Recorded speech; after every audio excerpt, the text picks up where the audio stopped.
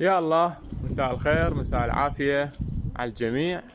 يا رب إن شاء الله الكل يكون بخير. هاي مثل ما تشوفون قدامكم الفرخات بدت تعاين على المكان مالها، ودا تشوفها دا تلعب وتندل المكان مالها، يعني بدت شوي شوي تندل المكان مالتها. الحمد لله والشكر، هذا كله بفضل الله سبحانه وتعالى. لين شنو؟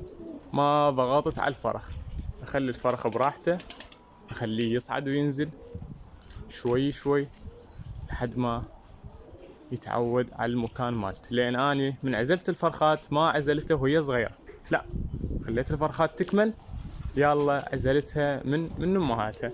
لين تعرف انت الجو بارد الطير يتمرض عندك، فخليت الفرخات تصير على كامل جهوزيه، يلا عزلتها من امهاتها.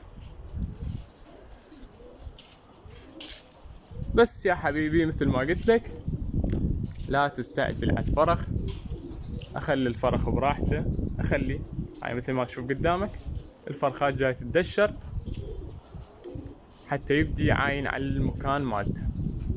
ولا تقول خليته على الدشر 3 ايام 4 ايام الطير عند المكان، لا، خليها على الدشر يا حبيبي، اخلي الفرخة على الدشر، خليها لحد ما تعاين على مكانها، وانت راح تشوفها بعينك، راح تشوف الفرخة هي راح تقوم تلعب منها ومن كيف.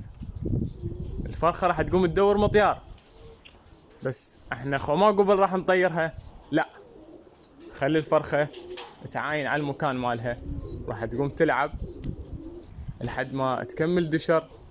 مثل ما قلت لك 10 ايام اسبوعين، وراها نبدي اللاشي بالفرخة شوية شوية.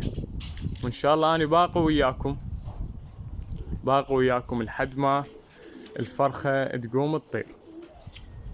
بس شنو يا اخويا، من تريد تسوي طير قلت لك اهم فقرة، لا تستعجل على الطير. هاي شوف الطيور جاي تنزل وجاي تصعد، لان بدت شوي شوي تعاين على مكانها. اول يومين الطيور تعبتني حيل، لان تعرف انت هذا جديد على السطح، ولا يندل المكان الدشر مالته، ولا يندل المحطاط، فشوي شوي. فحتى تعرف ليش اني خليت وياها كم واحد من الكبار، حتى شنو من يصعد على مكان الدشر مالته الكبير الفرخ راح يصعد ورا. فكم يوم لحد ما تعلمت الفرخات وقامت تطلع وحدها. حتى شنو اعزل الفرخات عند الكبار تماما، حتى الفرخ ما يخرب من هو صغير، لان تعرف انت الكبير راح يقوم يفاري عليه، واكو مخاليف تزيف من هي صغار، فهاي الامور كلها تاثر على الفرخه.